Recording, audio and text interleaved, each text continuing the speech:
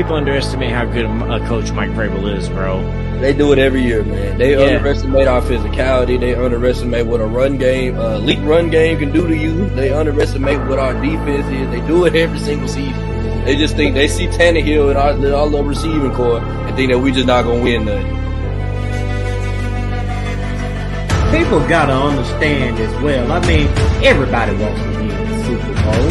It's a process to get there. When you on a mission or whatever, I mean, you set goals. That's why I always mention, hey man, we need to worry about winning this division, get to the playoffs. Ain't nobody selling for mediocrity. All that foolishness y'all say.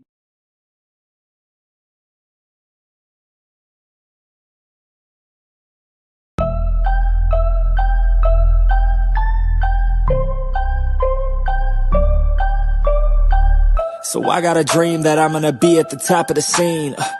On every screen, making my presence something to be seen, yeah. I'll make them all see that I could be anything I wanna be. If you got a dream, then you need persistence and lots of belief, yeah. Yo, don't take that negative energy, I replace that. I just wanna be me, I don't fake that. I just wanna be free, yeah, chase that. I got a new obsession, it's helping and teaching and giving everyone a lesson. It's living and winning and building something that's impressive. I don't wanna do the same thing, I wanna be progressive, So I'ma make a new me, a new beast, a true fiend. He's everything that he wants to be. Look in the mirror, what he wants to see is a dude looking back at me. I stay on track, yeah, track things. I'm setting goals, life hacking. I'm steady stacking. I see myself being happy. A better me with a strategy that I'm attacking.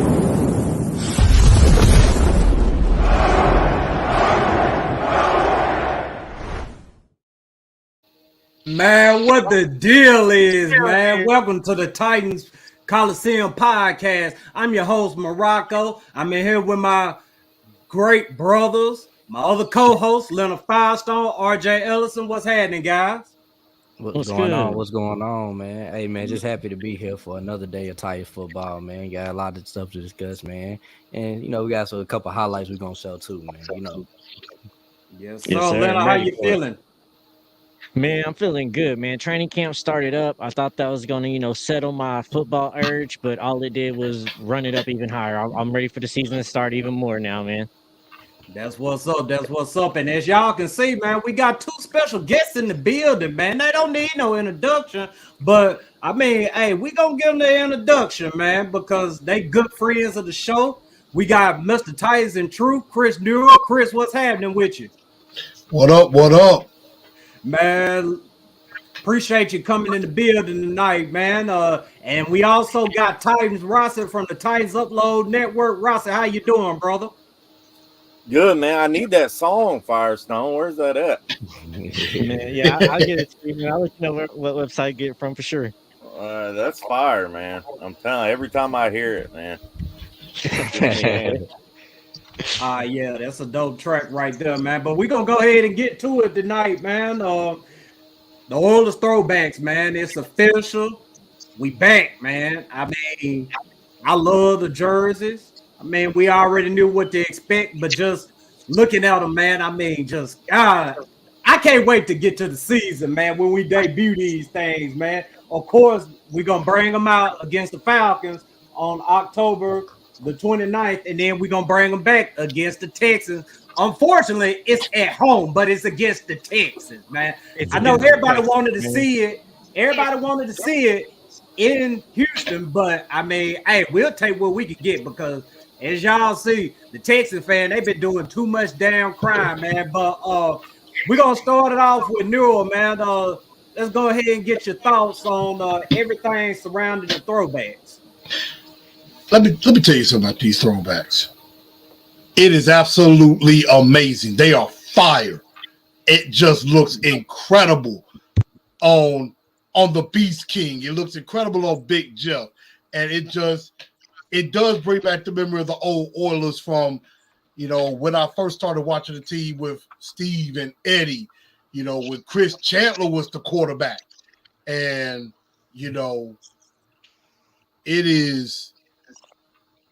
it's incredible. I can't wait to see them. I got to get one. And, I'm going to have to give you a Big Jeff. I'm trying to decide between a Big Jeff or Hopkins, but I think I might go Big Jeff on this one. Yeah, man. I already got my Big Jeff on the way, man. I'm telling you, man, you made the right choice, man. Rossi, how you feeling about it? Man, I love them, dude. I mean, I'm probably pretty partial, but I think they're the best throwbacks in the league. I mean, hands down. And I've looked at, other teams' throwbacks and stuff like that. Man, it don't compare to me. I mean, the new Lions helmet's pretty cool. But it's just these jerseys are nice, man. I'm not really a big jersey guy. Like, I've never really worn them a lot. Like, I got a Henry jersey, but I don't wear it much. But man, I might have to get me one of these. Yeah, man. I'll have to get you one, man. The Seahawks is fire though. The Seahawks is nice. The Seahawks one, I'm gonna be real though. The Seahawks and the Titans, I think, had the best right now. Are winning this throwback off season, and I do want to see what the Philadelphia Eagles. I think they're about to drop theirs too, so I want to see what theirs look like. And I do got some jerseys coming in, so I got DeAndre Hopkins and Traylon Burks coming in. So we'll see. Hopefully, one of these two, man, become great. I mean, DeAndre Hopkins is already great, but hopefully Traylon Burks becomes great. You know what I'm saying? So I can keep the jersey forever. I ain't gotta be like, hey, when I bought my AJ Brown jersey, then they traded him the next year. So. How you feeling about the Firestone? Man, I'm excited for him. I'm trying to decide which ones I want. Like we talked in the group chat. I know I want two of them, but I want to get a legend and then I want to get a current. But I don't know which ones I'm gonna sit there with. Am I gonna go get McNair? Am I gonna get a George? Am I gonna get Warren Moon? And then am I gonna get somebody that's actually accurate right now too? So I just ain't been able to decide. But man, I love them. I'm kind of with y'all too. It's between them and Seattle. I saw a meme the other day on Facebook and it cracked me up because it's like the Baltimore Ravens released their throwback jerseys and then they showed a picture of the Cleveland Browns. So I was like, that's pretty funny. That was a good little burn on them. But no, man, I'm excited for them. I'm excited even more so that the fact that we're going to wear them against Houston too, because that's what we've advocated on this podcast a lot, is that we hope that one of those games, at least the Houston game, because it's going to put the cherry on top. We got D-Hop. And then we got our Oilers jerseys. Now we're going to get D-Hop and in an Oilers jersey against you. Man, it's just going to be beautiful. I'm excited. Yes, sir. Yes, sir. Man, me and RJ, we were talking before the show, man. And RJ feeling like me. I mean, he wanted to go with a Big Jeff, man, but he just felt like being a smaller dude, man. He can't rock the big jersey. And I'm really the same way, man. When y'all brought up Warren Moon, I was like, I would love to have a Warren Moon jersey, but just a one just sitting right there on my big ass chest, man, and my big stomach. I mean, I'm like, man, I can't do the small numbers, man. I mean, I got to have something that's gonna pop. So that's why I lean towards bigger dudes. RJ lean towards the smaller dudes, and I definitely understand that right there. But we're gonna go ahead and get into training camp, man, because as y'all know, training camp opened up Tuesday. I mean, it's what we've been waiting for, but at the same time, like Firestone said, I mean, we're ready to get to the season, man. I mean, everybody just ready to see this team go out there on Sundays, Thursdays, Monday, whenever they playing, man. But D-Hop, he had his press conference Tuesday as well, and he said a lot of good things, man. Pretty much went over why he signed with the team, and we'll go ahead and play this. I thought we were gonna play this video clip of D-Hop, but we're gonna go ahead and get into Vrabel on signing with D-Hop. Obviously, it's a proven player. It's a proven player that's had production year after year. The veteran presence that's seen a lot of different defenses. He's got experience in our offense. Some of the system is going to change a little bit, but I would say that he's got some familiarity with it. Some familiarity with me, with Timmy, and some of our coaches. So I'm going to ask him to do the same thing that we ask everybody else to do, which is to come in, be attentive, work hard, help the team in multiple ways. And I'm confident he'll do that. I would tell you this, that when we signed him, he mentioned that he wanted to communicate that he had prior engagement that he'll be taken care of here in the next couple of days. So, I would say that there may be a day or two that he won't be here, not to alarm anybody, but appreciate him letting us know that on the onset and when we signed him. So, we do that with all of our players that communicate the things that come up. And shout out to Ron Davenport, man, for those clips, man. I mean, TD, man. TD stay on top of things. But, Rossi, we're going to start off with you, man. How excited are you about having D-Hop finally? Man, it's exciting. I was just thinking today, going into this training camp, if we didn't have D-Hop, it was going to be like another one of those training camps. It's like when, we had Robert Woods last year. Yeah, people were excited to have Robert Woods, but it's not on the level of D-Hop. You know what I mean? Like, it didn't bring like that fire back as a Titans fan where you're like, all right, let's go. Like, we got an opportunity to really, really do something this season. And I made a post the other day. Imagine if this offensive line pans out. You know what I mean? Like, they could really do something this year.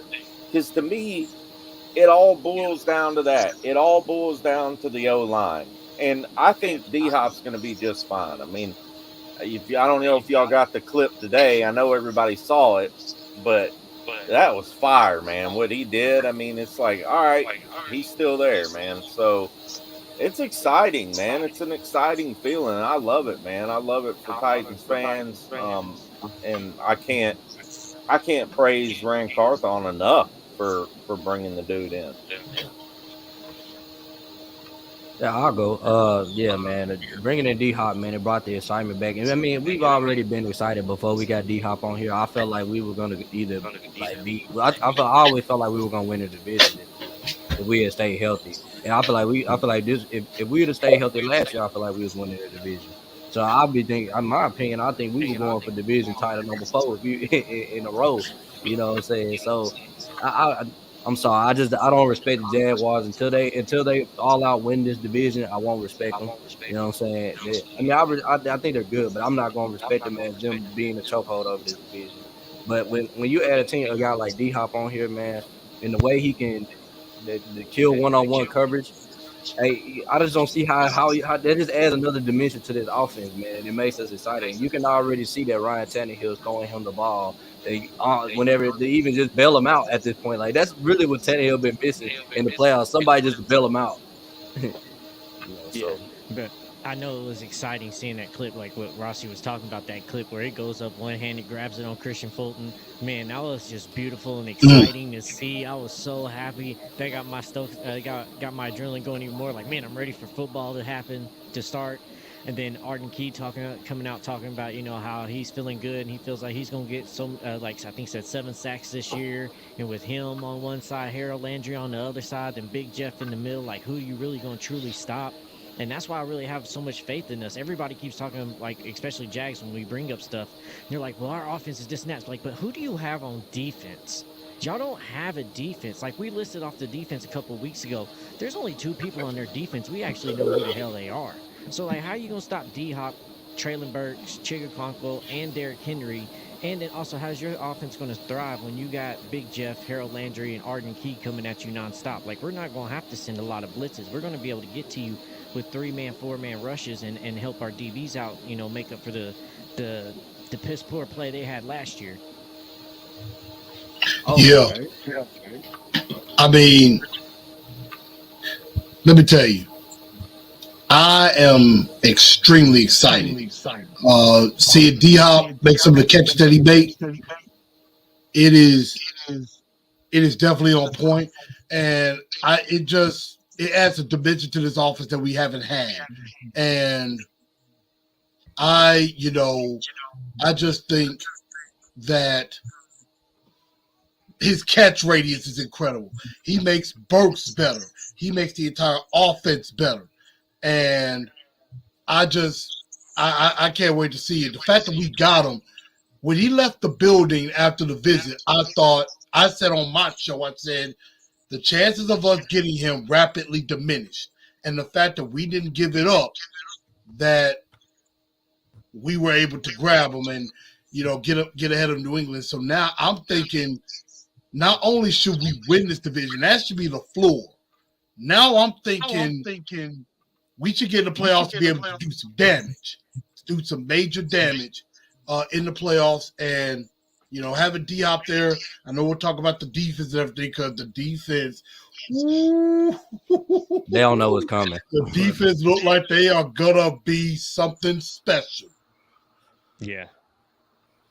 Man, and I agree with the contract that. came out about D-Hop too. So like, how did y'all feel about that? Because it says what we're paying. His 2023 cap is only $3.6 million, and then we have using 3 void years, and then to hit the cap balloon at $15.9 million. Like, that's a damn good steal. If he's only going to hit us for $3 million this year on the cap hit, that's like, we got him for a steal. I'm glad we didn't try to trade for him back then. Like, we got him at a good contract and we got him at a good price. Like, Rand negotiated the hell out that contract. Right.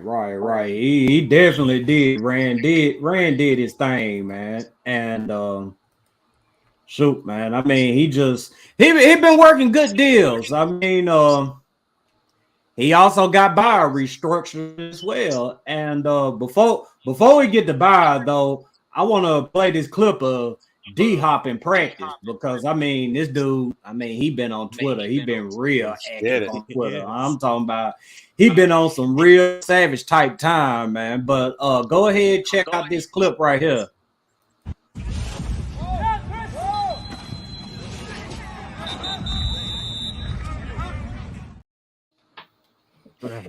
And as y'all can see, excited on it. He's still as y'all can see, his caption was, and I mean, they say I don't pray. Good coverage. Man, he's still killing our team, bro. Like, I'm tired of seeing it, bro. Like, he couldn't play it no better. And I still made the catch. I'm like, ooh.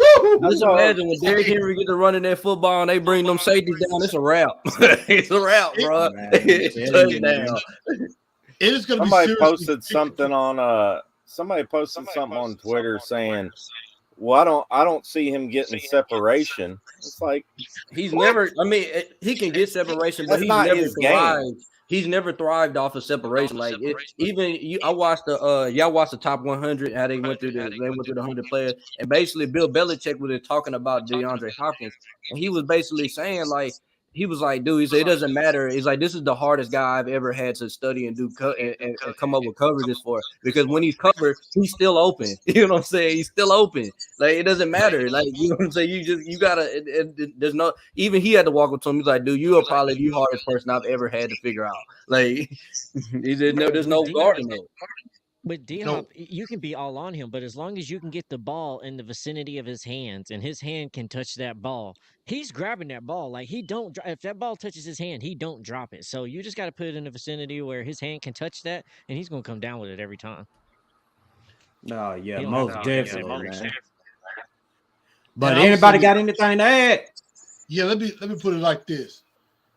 With D-Hop, Burks, Chiggs, that should be Tannehill's first, second, third option. Then go back to D-Hop as your fourth option. You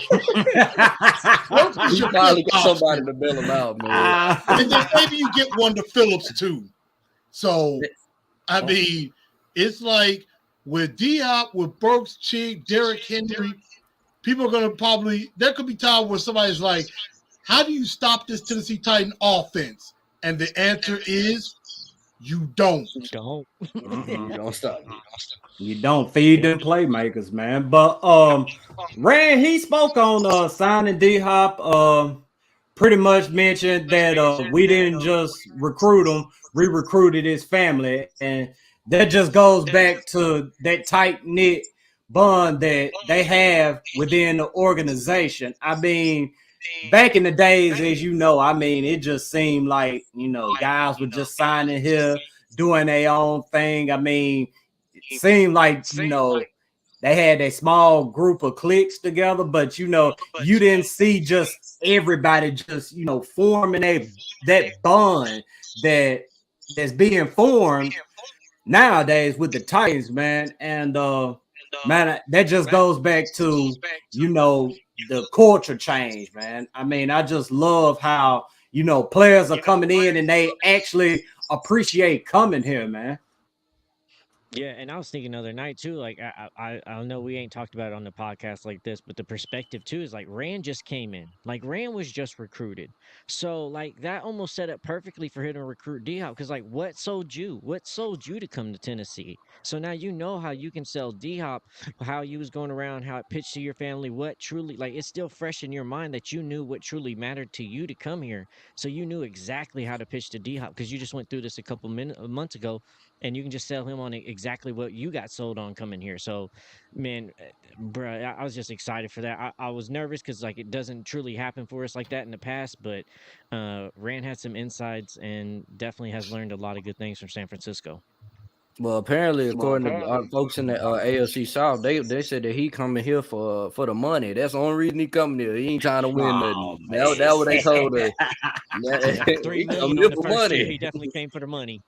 Here's the thing about that. You hear all the national pundits who think they know everything. All they kept saying was D-Hop to the Patriots, D-Hop to the Chiefs, D-Hop to the Bills. They wanted him to go anywhere but Tennessee. They were like, oh, yeah, he should definitely go to Kansas City and definitely go to Buffalo. He would tear it up there. Even in New England, Mac Jones would be a better situation than Ryan Tannehill, which we all know that ain't true. And then, and fans are like, go get D-Hop, go get D-Hop, go get D-Hop. Other fans. He coming to Tennessee. Oh, well, he's old. He's washed up, Right. They hate it. They hate it, bro. And D-Hop, he been on social media. He's been like, all right, I'm going to show y'all. I'm going to show y'all who's washed up and old. He don't look done. There ain't nothing old looking on him right now at the moment. Right, man. He been clapping back at damn near everybody, man. I mean, I love it. Can't think of the one reporter, but the one reporter he told that, man, you might as well buy a jersey for your wife or what? I mean, this dude been on everybody. He even got on the one as well, man, because one that said a little something, and he clapped back at LeBron and pretty much told LeBron, Vrabel's yelling at him for giving up 5 sacks or whatever it was against Chandler Jones against the Cardinals. So I mean, man, D-Hop ain't having it, man. This dude is not having it. Nah, he ain't playing at all. But Harold Landry, he returned back to practice. I mean, it's a good thing to see him up out there, and by all accounts, I mean, shoot, man, he looked like I ain't gonna say fully healed, but he looked comfortable, and he spoke on his knee and just being back in practice. I'll go ahead and run those clips for you right now, and then we're gonna break it down. To be honest, and obviously, like, I'm doing stuff all day, every day to make sure I'm staying on top of it. But yeah, no, it's responding good, and like you said, the goal is just to keep increasing and keep ascending. What do you think about out here on the practice field and hearing Jeff talk shit or just hearing your guys joking around, but at the same time, everybody's just out here grinding and having a good time. So, I mean, sorry, it's hot, but nah, I'm ecstatic to be back. All right, Leonard, go ahead and start us off, man. Thoughts on Harold Landry? Does he look bigger? Does he look like he is more jacked than he was last year? Like by considerable? Yeah, like, okay, he don't look, man. It kind of reminds me of like when Adrian Peterson came off his ACL and he came back looking like he had muscles on top of muscles. Like it was unreal. So I'm excited because last year we truly missed him, and we with so much things going on with the D-Hops this offseason and getting ran like. And then Landry showing up to training camp, it almost got kind of overlooked that we wasn't realizing like how big of a a help and how big that was that Harold Landry is back and fully healthy playing on in training camp, because I expect him to be on the PUP list with some other people that's still on there that ain't never getting off all the damn time. But I'm excited, man. Him coming back, if he can stay healthy, he says he's fully mentally trusting his knee. He don't think about it when he's on the field, so I'm excited about that, because that's just, man, this D line's going to be unreal. The league's not ready for it. Right, RJ. No, man, I'm happy for Harold Landry. Remember, I said it on I think it was a couple shows back. I said that he was gonna be our breakout defensive player, but I ain't gonna lie, I'm starting to swing a little bit toward Arden Keep, even though Landry, my guy. You know what I'm saying? But man, I'm happy. I'm just happy for this defensive line. This defensive front. If we get the Nico Autry that's been here this whole time, man, that even adds more to what we already have. You know, so hey, I'm happy for this season. You on mute, Marco. Go ahead and take it, Chris. Let me tell you something. Arden Key and Harold Landry are about to wreak havoc. They are about to annihilate some defensive line with Simmons and Autry, and then we can't forget Tierra Tart, and I think Rashawn Weaver is going to get some good production too.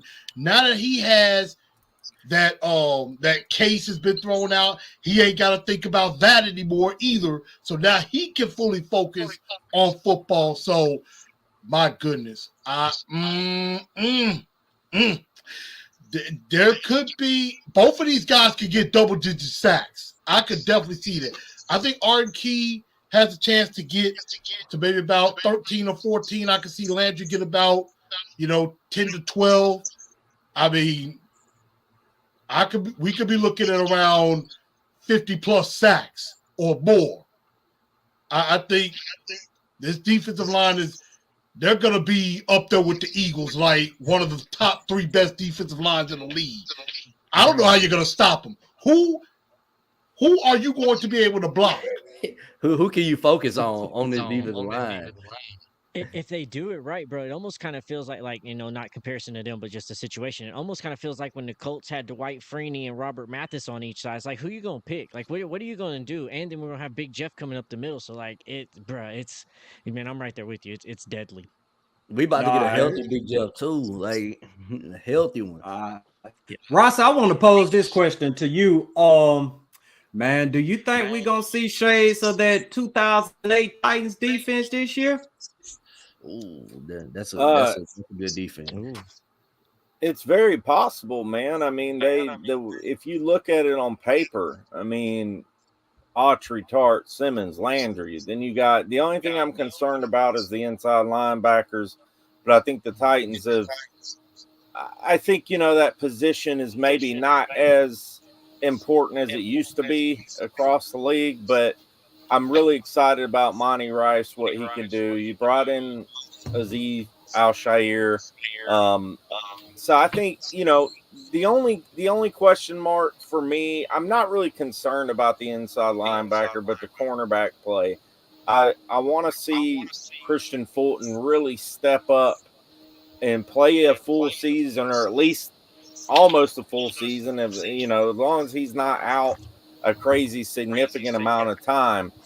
But I would just love to see him finally step into that number 1 role and do it consistently the whole season, because I think Fulton could be really good. I don't know, is he a lockdown? I don't think so, but I think he is right below it, when he's playing at peak form. And then what's interesting is, I think they brought in Bunting to play the opposite side. I think Bunting is going to be the starter, on the opposite side. So, having that option of going with Molden and who was the rookie from last year? McCreary. I think that's going to be crucial there. So I do, Chris. I think it could be or whoever asked that, Chris or Morocco, I think it could be as good as that defense, man. It really could be. Man, Ross, if you get all them cornerbacks, man, they ain't even gonna have time to throw them the ball. What you That's true, though. That's a great point. That's a great point, man. I mean, and that's why, like with a line like this, you don't really have to have your top notch, like top lockdown corners. So, yeah, man, that's a great point, dude. A Super Bowl defense can get away with having above average corners. I'm telling you, man, you can get away with it because I watched Tampa Bay do it. You know what I'm saying? I watched Tampa Bay do it. I see even the Ravens back in the day had some above average corners. You know what I'm saying? They front seven was so elite you couldn't even throw the ball to them. You know, you couldn't even throw the ball their way. You know what I mean? So you can get away with it. I've seen it multiple times with above average corners. Put your money into that front seven. Yeah, I'm with him about the middle linebacker position. I think Aziz Al-Shaair, I think he's embracing that starting role. But on the other side, I mean, Monty Rice, you know, he's going to have to earn it, you know, because I kind of hate that didn't bring David Long back, but he's already dealing with some injury in Miami, so that might have been a good thing, you know. A guy to watch out undercover maybe as a third inside linebacker, Dr. Jack Gibby. You might want to look out for him. If he can make some plays, you know, and even help on special teams. Also, I think he might carve himself out a role in the rotation on game day as far as on defense, because, you know, Braves has always basically glowed about Gibbons. And so I like that. I like Sean Murphy-Bunting coming in. And, I mean, I hope Caleb Farley can get off PUP and give us something. I mean, I'm trying to cheer for the guy. I am, but it is not looking too hot for him. And Elijah Molden, if they decide to move on from Kevin Byard at any point, which I pray they don't, I think Elijah Molden is going to be our third safety. And I think that might be where he's going to be the most comfortable. Yeah, man, I'm high on Molden, man. As I mentioned a couple of episodes ago, man, I feel like people sleeping on Molden just because, you know, he was out last season and people kind of like forgot about him. I mean, he got hurt real early and they forget about the plays he made as a rookie. And as a rookie, I mean, he made a shit ton of plays, man. So, yeah. So I think we're going to be in good hands with Molden out there on the field. And Vrabel also spoke on Christian Fulton. And he basically said, I mean, he liked what he saw when Fulton came back. And I'll go ahead and run this clip for y'all. Thought he came back, was in great shape. You could tell that he had been working from the conditioning test and just doesn't look like a guy that's winded or getting tired. I think that's a testament to him and just being ready to go. And I know that he's excited to string some days together and continue that improvement. And we've seen a lot of really good football from Christian, and he knows that. He can tell the difference between when he plays like a one and when he plays somewhat, like you said, lackadaisical. And just, he knows we expect more at those times, and so does he. So this is about consistency and going in and make a mistake, coming back and understanding why and competing again. That's a challenge on the quarterback. Now, Rossi, you brought up Fulton. Did you see the picture of Fulton that he put out not that long ago? I don't think so. What picture was that? I gotta go. He basically just put out a picture of himself, man. And I mean, shoot, man, this guy, I mean, he was cut up. I'm talking about he was on swole, a completely different looking Christian Fulton. And I think RJ seen it. Matter of fact, RJ is the one who showed it to me. So RJ, you want to speak on Fulton? Oh yeah, most definitely. I think Fulton is going to be our number one corner. I think he's going to solidify that position. It's his contract year, so you know you're going to get the best out of him. He's going to be playing for his job on the line. But if he gets hurt again, man, I'm gonna be 100% real with y'all. I don't think we need to sign him, even though I like Christian Fulton. You know what I'm saying? But if he can't stay healthy, then I don't think he deserves a contract. You know what I'm saying? So, but I like his progression. I like the. I know he got snagged on by Hopkins, but he had great coverage on Hopkins. Like, that's how you gotta have to guard Hopkins. You know, so you got to make it hard for him. But if he's gonna play coverage like that, most receivers aren't going to be able to eat on him. So, right. You know. I just want to add this right here before I pass it along. Man, y'all got to remember, man, this just the first week of training camp, man. I mean, they haven't even got into pads yet. So a lot of things that you see, I mean, you have to kind of like take it with a grain of salt, you know. Don't be too high on it. Don't be too low on it. But Firestone, man, what you think about Fulton, man? Man, I saw some of his workout routines, what he's been doing this offseason. He's definitely looking like he's been putting in the work to take care of his body, which is something Mike Vrabel was, got on to a lot of players about last year. So physically, he looks a lot better from that D-Hop play. He looks like at least he's in better coverage than what he was doing last year, at least on that play. But I still need to see more from him. But it looks like he's putting in the off-season work to take this seriously and try to, be better at the position, but I still got to see it translate on the field. You can put all that work in the gym and you can look good on practice, but still some people just don't show up on game day, and that's where I got to see these DBs have been injury prone. They can't cover people, so that's been one of the biggest issues for me that I got my question marks going into the season is on the DBs, but he looks good from what he's been doing in the off season. Right. Chris? Well, I will say this. I like Fulton coming out of LSU. I think he's very solid and everything with that. But, I mean, it's the health thing. You got to prove he can stay healthy. If he can prove he can stay healthy and be consistent, I mean, I would say give me about 15 games. You give me 15 solid games, it might be worth him coming back. But I know he's been putting in the work. He's definitely putting in the work because I think he went down to Florida, I want to say, and did some private workout trying to work on ways of keeping him healthy because, I mean, obviously sometimes doing it there isn't exactly working. I mean, we've had 2 straight years of problems with injuries, so he kind of went away and kind of, learned a way to recondition his body so he won't be injured. And we're definitely going to find out this year, but I think he could be very solid. Him and Sean Murphy-Bunting and Roger McCreary in the slot. It could be nice if everybody can stay healthy and everybody just be consistent.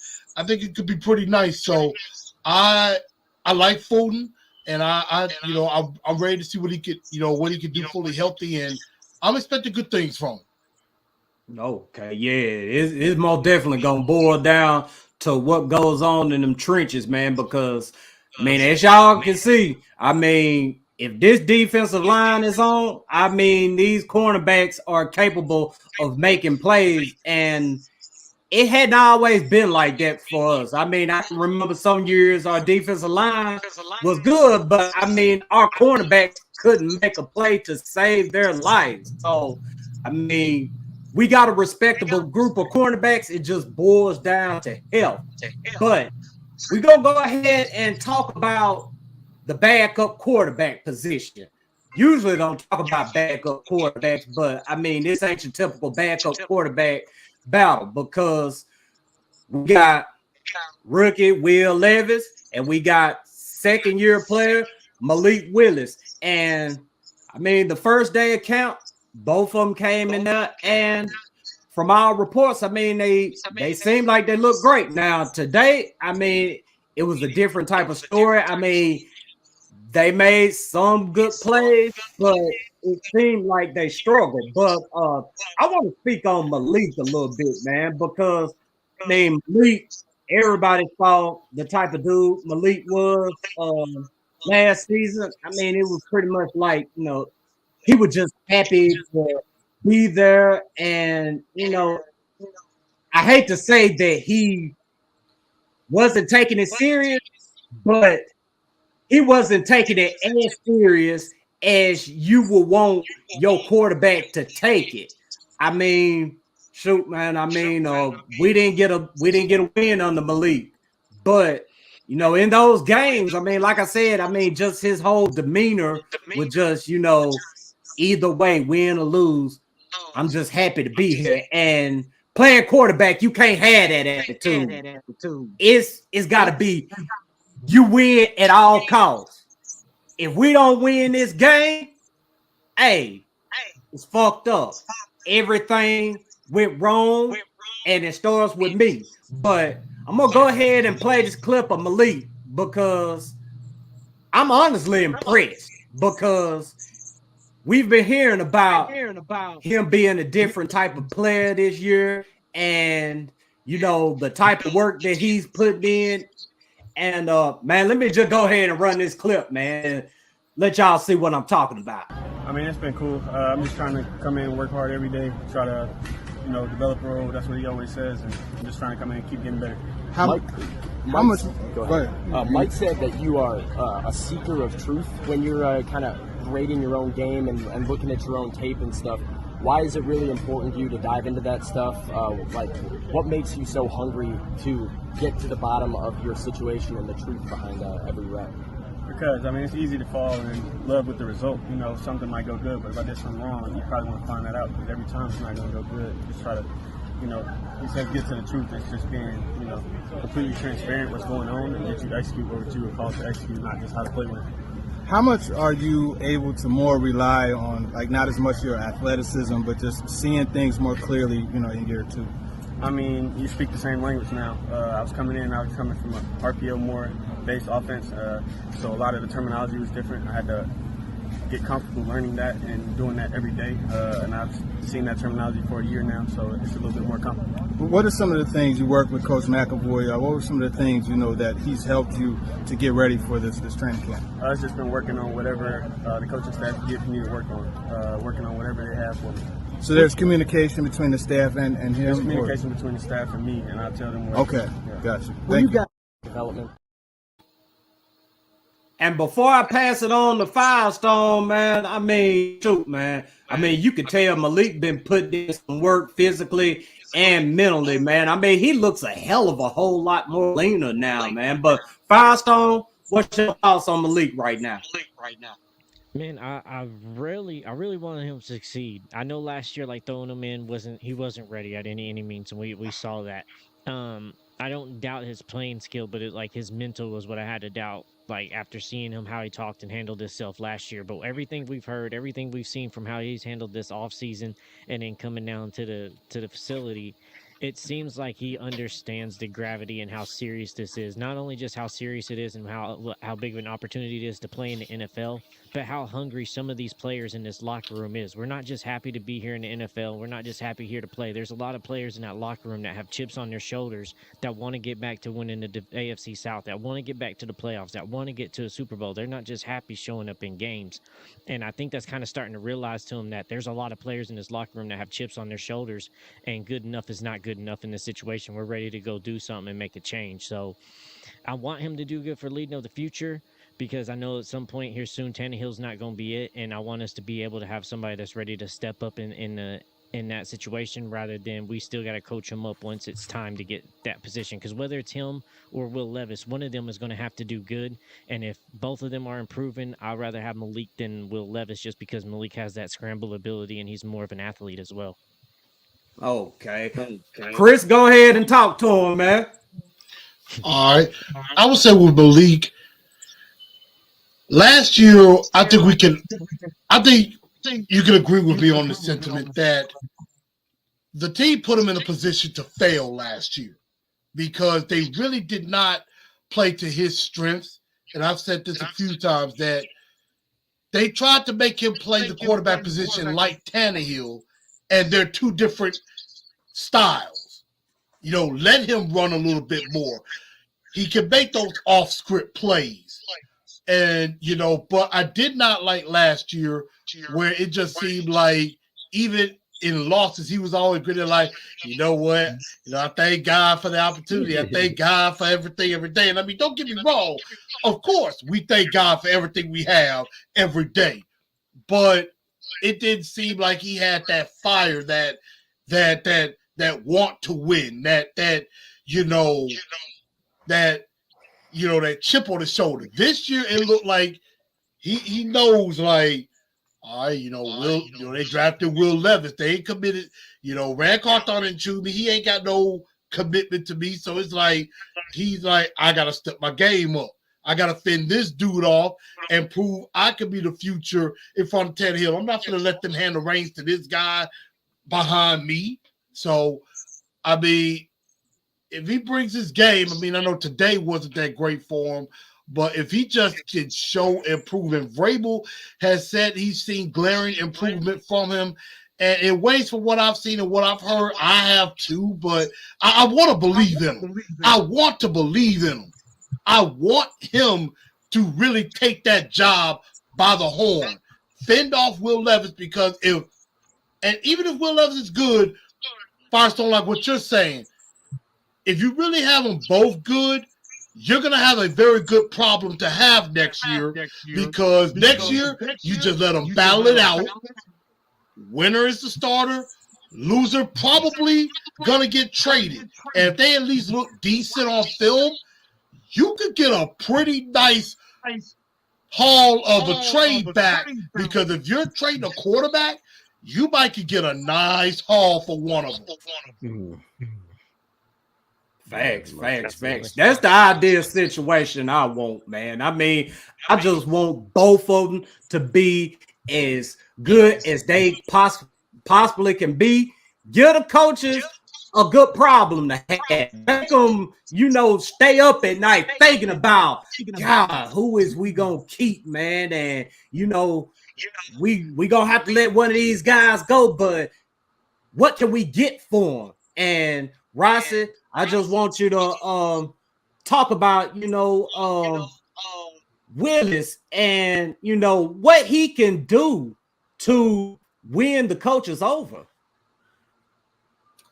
Yeah, man, I think, and what you said, Chris, like made a lot of sense. I was going to kind of touch on that too, about like him thanking God and all that stuff. And last year too, there were some interviews where he'd be like, at the end, it's just football. You know what I mean? Like, he was kind of real nonchalant about it. And I think that you don't hear that this time. You don't hear that this year. I mean, he's talking about the actual game and what he's being taught and tutored on and all that type of stuff. He does look leaner. I think it's a good problem to have. I think you go into next season and, say Tannehill's gone. The only way I see us keeping Tannehill is if he has a hell of a season and we go to either the AFC Championship game or the Super Bowl. That's the only way I see us keeping Tannehill for one more year. But if this is Tannehill's last year, you go on the next season, you got Willis, you got Levis, like Chris said, let them duke it out, and then, maybe you keep one of them on for another season. You know what I mean? Just to have that, say Willis is the starter. He comes in kind of mediocre. Then you can kind of throw in Levis, see what he's got, do that for a season. And then the following season, disperse whoever you want to disperse. I don't know. It's going to be interesting. I really like Malik, man. I've always liked him. I think he's, I don't know if he's going to be a superstar in this league or not, but he's got a great attitude. And, I had an experience with him, me and Titans Podcast, Tyler, and we were, after a preseason game last year, we were out in the parking lot talking to the Kinseys, and Mason was out there and he was kind of telling us about the game, and Malik walked by, and Mason's stepdad was like, yo, there's Malik, and Tyler was like, I want to ask him for, a picture. And he's like, should I do it? I was like, yeah, man, screw it, So we went over there and he was standing with his whole family. I mean, there was like 10 or 12 family members. And one of his cousins, we asked him, and he was so cool about it, man. One of his cousins took pictures of us, and he was like, oh, no, that's not a good one. Snapped a few more.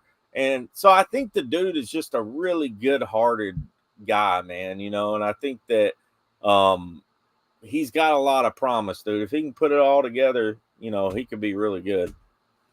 Right, man.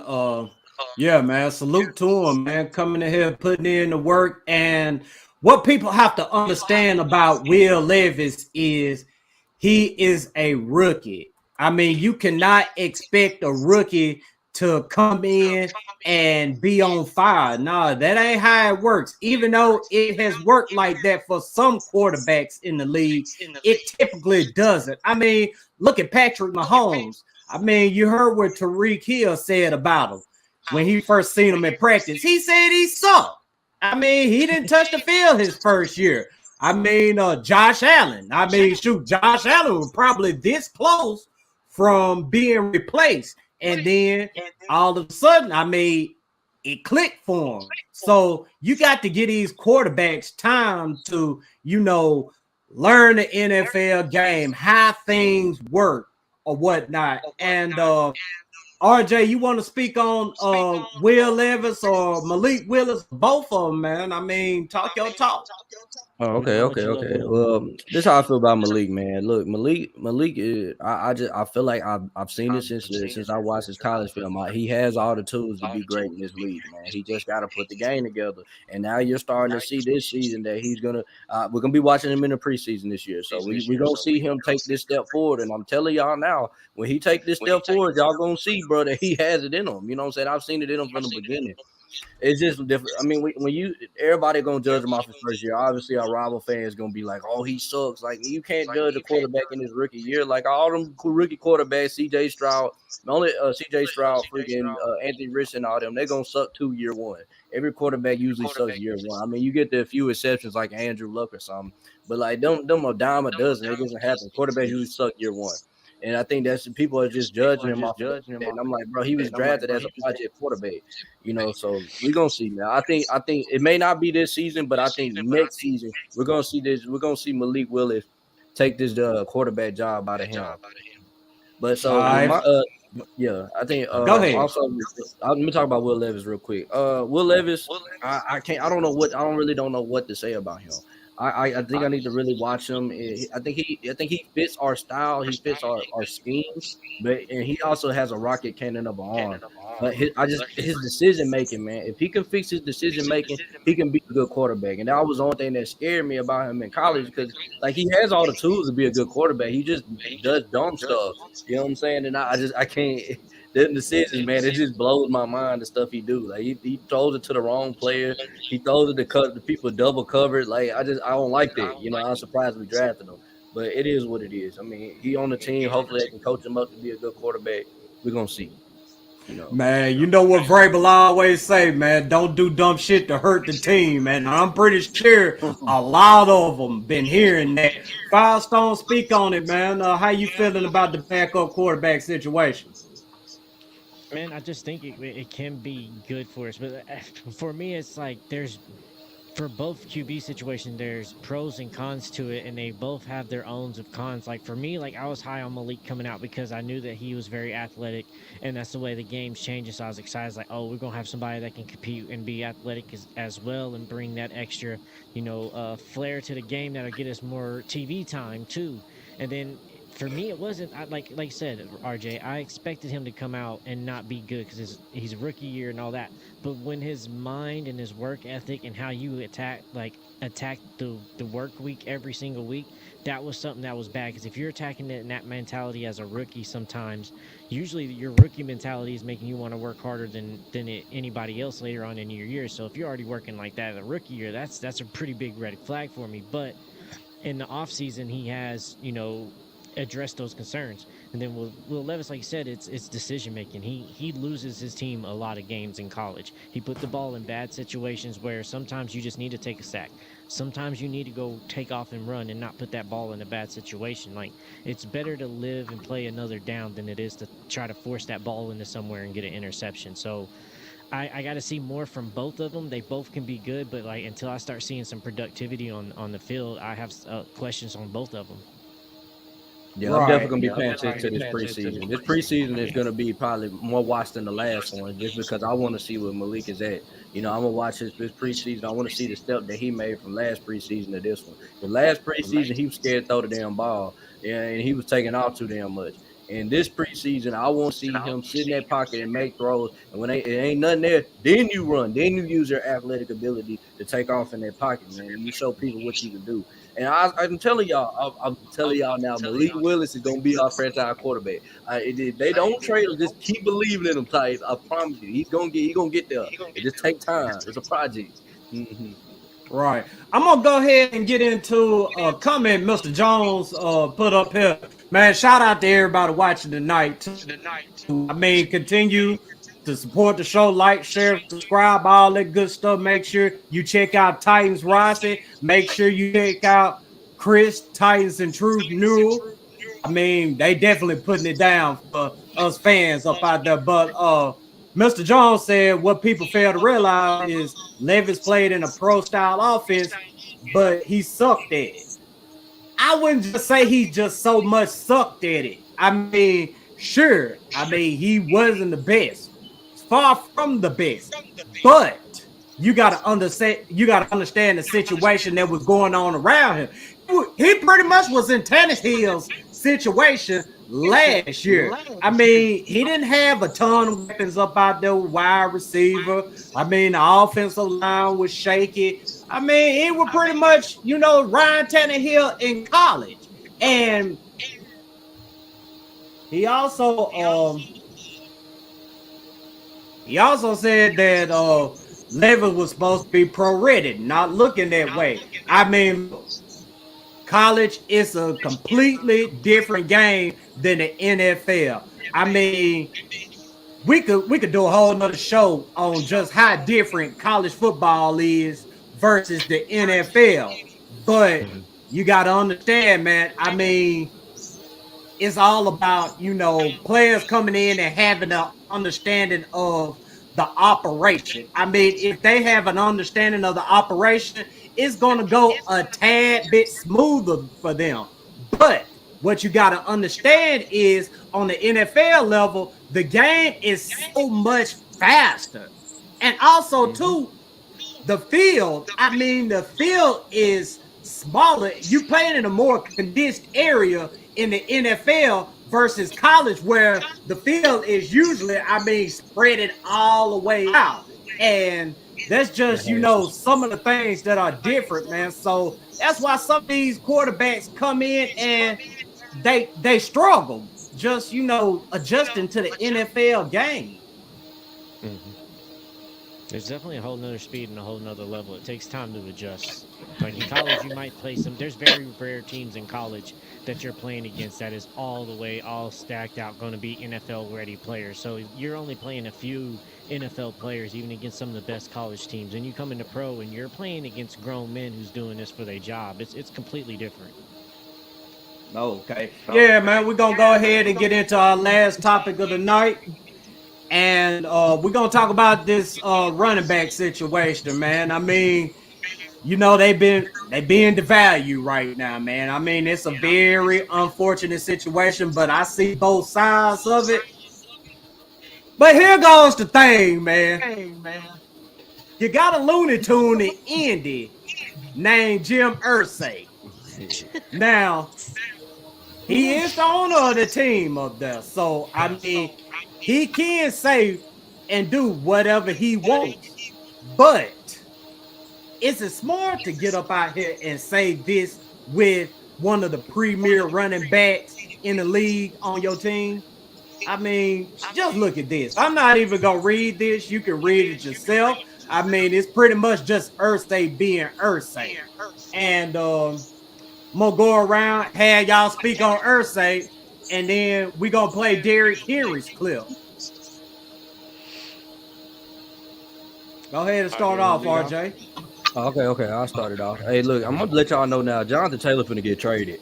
He's finna get traded. I'm telling y'all this now. I've been telling Cole fans. I've been trolling them all day today, bro. That he finna get traded. And I'm telling y'all, he finna get traded. If he come out here, he get hurt or he don't live up to 1,000, he doesn't go off like he's supposed to go off. But I'm telling you now, he getting traded, man. I'm telling you. Hey, but honestly, this is my thing on Irsay, man. We all know Irsay is a cocaine head, man, drug addict. You know what I'm saying? Allegedly. He already showing you the cards right there, man. Jonathan Taylor either not getting paid or getting traded. Allegedly. He's been doing it for years. Adrian James, Marshall Faulk, Joseph Adai. Come on, keep him going. Jonathan Taylor. Yeah, bro, that's the facts. Like, I don't see like it. Are we truly surprised though? Don't Jim Irsay always do something like this every single season? He has something that he says about some player that you're just like, what is he doing? Like last year was hiring the Jeff Saturday situation. That was just like he does something every single year. And I see that the Taylor ain't gonna stick around. He's already showed his hand and his cards, and they already had that running back called. And like Saquon went against what they said. They all said they were going to hold out, and then Saquon went and signed the contract that was $900,000 more than the damn franchise tag. So like, you got to take a stand somewhere, and a lot of people's going to be able. I'm with you, RJ. I think Taylor's not going to be there that long. He's not going to be happy to hear that, and Irsay ain't going to backtrack that. He's going to stand right behind it, and it's just going to be two people battling with egos, and a running back's going to want his money, especially somebody like Jonathan Taylor. He's going to get paid somewhere else. Wait a minute, y'all didn't see that picture of Jonathan Taylor at practice? Did y'all see that picture? Hold on, I'm gonna find it, man. I didn't see it. I'm gonna post it in here. Y'all go ahead. Y'all keep going. I'm find it. Go ahead and speak on it, Chris. Yeah, I mean, Irsay's a clown. Irsay, Jerry Jones, put some paint on him, put a big fat red nose in front of him, and just be one of those rodeo clowns that the bulls can run over. I mean, that would be more entertaining. I mean, he's a goon. He's an idiot. We're not surprised by that. I mean, so if Jonathan Taylor gets traded, that'll be great for him. I mean, look, if we decide to move on from Derrick Henry, I would not mind bringing Jonathan Taylor in. I mean, he would not be a bad replacement. But, yeah, he's clown. Yeah. That's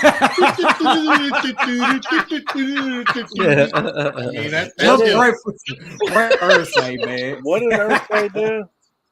Man, he pretty much been up there speaking on the running back situation.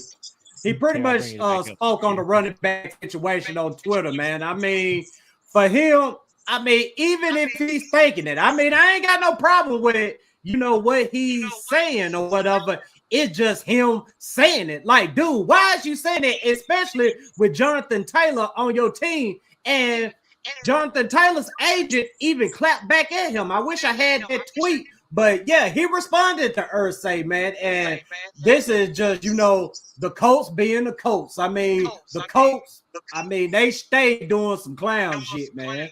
And it's all led by Irsay. All right, man. Y'all ready to see these pictures, man, so y'all can laugh real quick? Go ahead and run it. Yeah, fine. All right, man. Here's the first picture of him at practice. Here go the second one of him at practice. Oh, man. Here come the last one.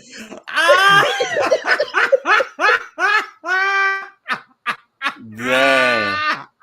Bro, look at his face, bro. You can't tell me he's not getting traded. Hey, that's profile pick worthy right there. That just might be my new profile pick. He don't look too happy. Hey, I try to tell them, bro. They don't want to listen to me. I'm like, bro, they probably not gonna pay him, bro. No, man, RJ, you don't know what you talking about, man. I'm like, bro, they probably finna trade him, bro. RJ, you a hater, bro. I'm like, all right, don't listen to me. All right, don't listen to me now. The truth I know when I see it. Man, Irsay, man, you gotta love Irsay. But if I was a Colts fan, man, I would hate him. Is he not practicing?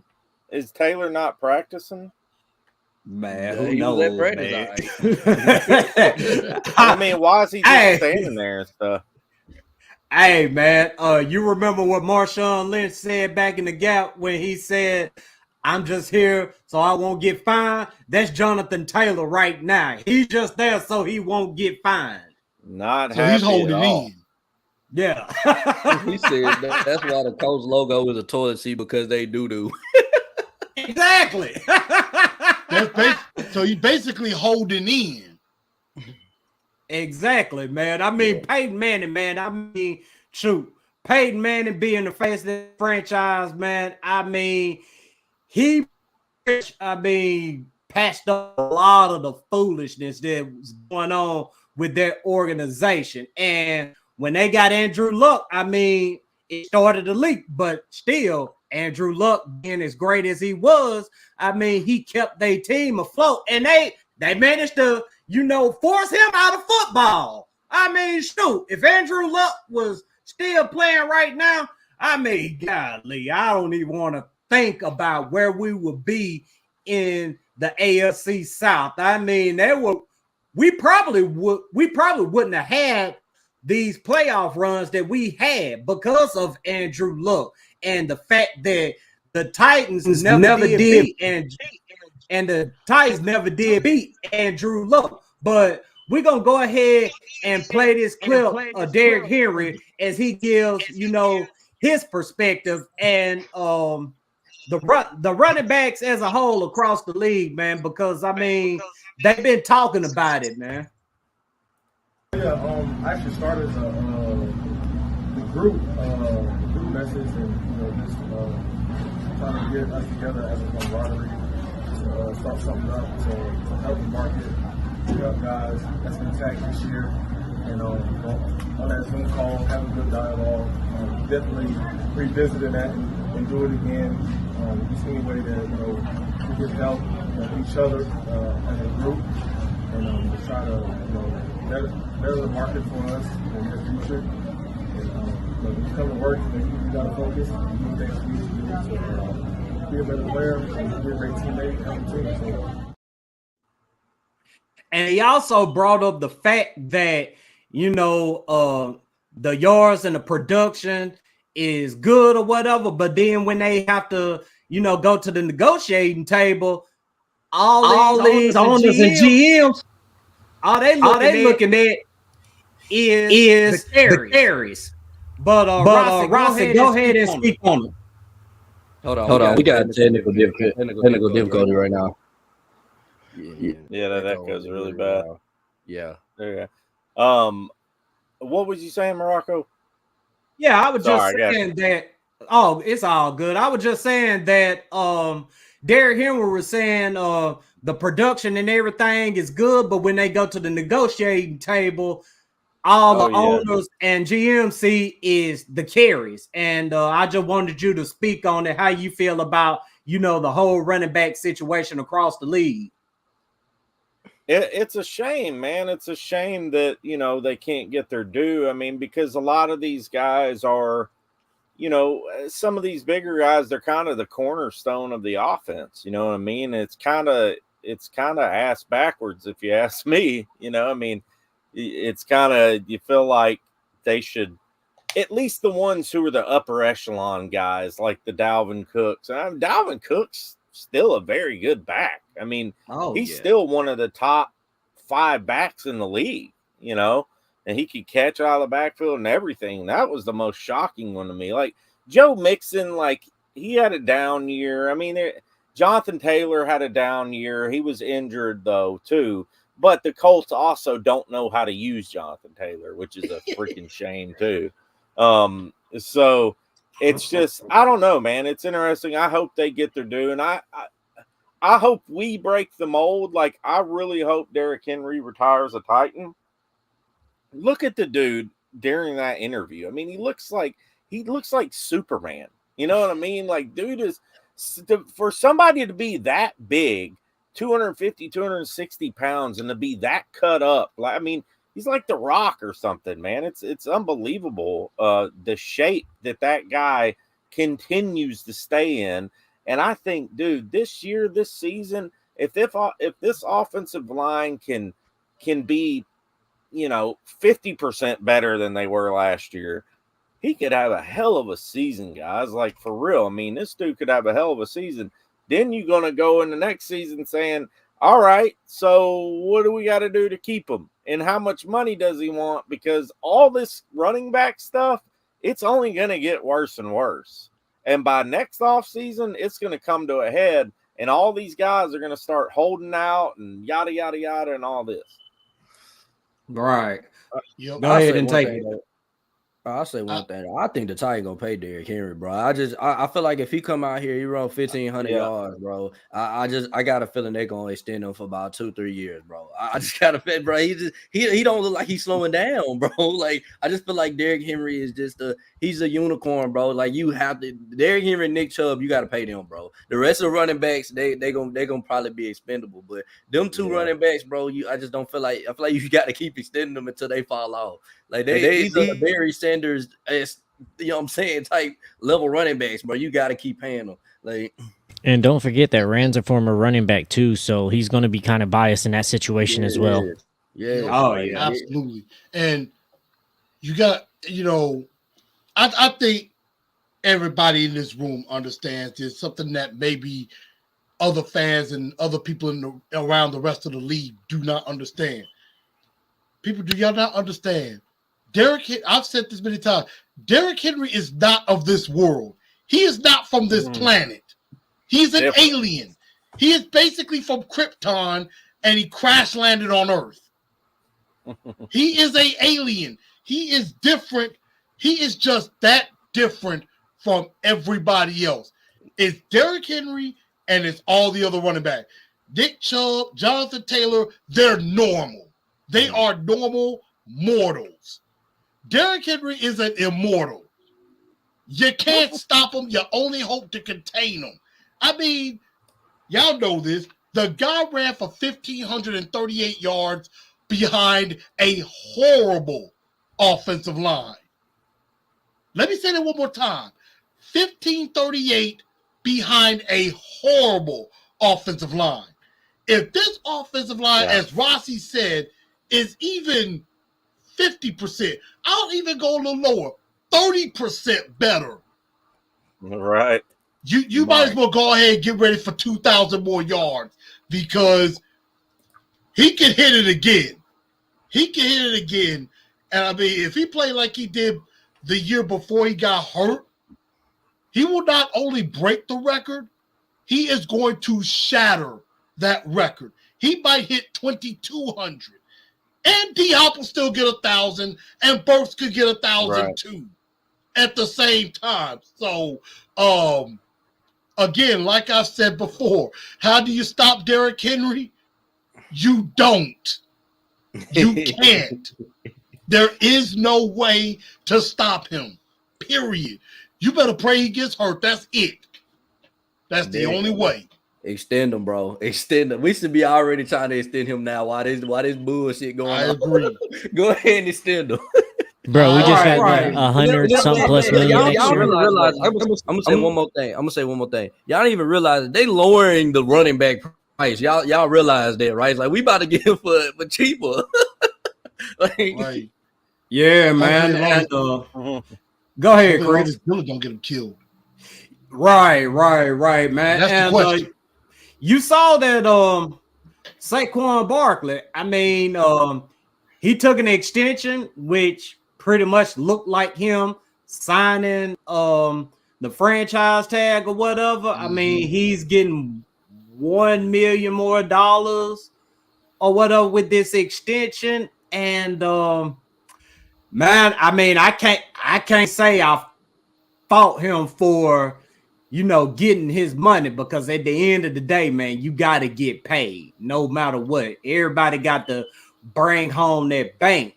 But I think him taking that deal right there is playing right into the owners and the GM's hand, man, because I mean, that's what they want to do with these running backs these days, man. They want to franchise tag them. If they do good, franchise tag them again, so that they can just, go ahead, ship them off. Or if they catch a team that's real desperate for a running back, they'll go ahead and trade for him. But I want to speak on Derrick Henry a little bit as well, because people forget. No, they don't forget. They don't acknowledge the fact that Derrick Henry is an impact player down the position. He is an impact player. He impacts games. I'm talking about he's the reason we win games. He's the reason that we lose some games. I mean, if Derrick Henry isn't performing, I mean, the Titans are usually going to lose. And when the Titans are winning, Derrick Henry is leading the way. Just like over on defense with Jeffrey Simmons and Kevin Byard. You see, when Kevin Byard had a down year, everybody else around him had a down year. And you see, when Jeffrey Simmons got hurt last year, I mean, the defensive line play along with Danico Autry as well, because I mean, Autry, I look at him as an impact player as well. But when those two dudes were hurt, I mean, that was a big drop off in production. And people got to get it out of their heads that, you know, these running backs, they're a dime a dozen. I mean, sure enough, they are. But when you got impact players, those are not dime a dozen players. But we're going to go ahead and wrap the show on up. Chris, man, you want to go ahead and say what you got to say? I mean, plug your stuff, man. Well, one of the things I wanted to quickly ask as we get ready to wrap up, I will say one thing I am concerned about in training camp. I am a little concerned with Andre Dillard because Arden Key has been whooping his tail in practice the last couple of times now. It might make him better. It may help him in learning like different moves that that pass rushers might try to use and things like that. But you know, here is stuff, you know, with the local media in Nashville, you know, Arden Key is just whooping them up. I mean, it makes you wonder, is Arden Key that good or is Dillard that bad? So that's something that is something to pay attention to. But like you said, Morocco, it is just the beginning. We're not in pads. So, I mean, you kind of take it with a grain of salt. Right. So, yeah, we do have to watch out for that. Now, when they practice against the Vikings or when they have pads on and stuff like that, and he's getting whooped maybe like by Danielle Hunter or by Matthew Judon, then it might be really time to worry. But until then, we'll definitely find out. But y'all make sure y'all catch me, Titans the Truth, every Wednesday about 5 p.m. I'm going to go live. I'm also going to get ready to start the Truth League Report again, talking about the rest of the league. I have, you know, I will be doing my shows on Mondays as well, talking about the top game, some of the top games from the week, and also my top ballers. So we're definitely going to talk about that, news around the league. So get ready for that. And also, I will be getting ready, hopefully in September, debuting Down to the T, talking about a lot of Tennessee sports. So not just talking Titans, but also talking Grizzlies, talking Vols, maybe throwing a little Predators in there. You know, talking if there's anything with Vandy, MTSU, or University of Memphis, we're going to talk about that too. So definitely be on the lookout for that. Titans and Truth on Facebook, TNT Enforcers, at Titans_N_Truth on Instagram, and at TNT Blue Enforcer on Twitter. Appreciate y'all. Okay. Rossi, you got anything to say before we ride out? Nah, man, I appreciate y'all, man. This has been fun. You know, we'll keep rolling throughout the season, man. I'm excited about this season. I'm excited about us content creators, and I feel like, you know, like I said, man, I'm excited. D-Hop brings that excitement. You know, I'm always going to be excited for a Titan season, but D-Hop brings that extra excitement, and it's going to be interesting to see. I'm excited to see, you know, we're going to get to see a lot of Willis and Levis in the preseason. So that's going to be good. I mean, we're pretty much going to get to see them play the entire game. I mean, well, a half each. Tannehill's not going to play much at all. So we're going to get a good viewing of Will Levis, a good viewing of Malik in the preseason and all that. So I'm excited, man. Check us out on the Titan Upload Network. You can find me on Twitter at Titans Rossi. I'm always really active on there. So, hey, man, I appreciate it, fellas. All right. RJ, what you got to say before we got to ride out? Oh yeah, man. Keep tuning in with us, man. We're gonna keep doing big things, man. If you haven't seen the Nate Washington interview, man, make sure y'all check it out. It was a great interview. Yes, it was a great interview. He told you everything from beginning to what's going on in the locker room. He even talked about Corley Finnegan and Andre Johnson. So if you want to get on that, trust me, it's a great interview, you know. But yeah, man, keep tuning in with us, man. Thank you to everybody that's in the viewers right now. Thank you for the comments. Thank you for the subscribes, man. We just gonna keep doing this. We're gonna keep going up, and make sure you guys check out Titan Rossi and Chris Newell. Stone. Yeah, man. Thank y'all for coming here, man. It's always a pleasure having y'all on and talking football, man. It's always insightful and hearing y'all's opinions, man. Appreciate everybody tuning in and being here with us and supporting, man. A lot of big things coming in the future that we just can't announce yet, but we're working really hard and a lot of stuff is coming. So make sure y'all stay tuned in. And like RJ said, go check out that Nate Washington interview. There's a ton of things in here that he brought some insights on that we didn't really know about and a lot of other people didn't know about. And it was just great to hear it from his point of view. And he's really good at telling stories. The way he lines this stuff up, it was just, man, I could have listened to him talk for hours and hours about football. It was really exciting. So go check that out and appreciate everybody for supporting and appreciate Chris and Titan Rossi being on here, man. All right, we packed and ready to go. Salute to everybody for watching tonight. Hey, man, tighten up and have a blessed weekend.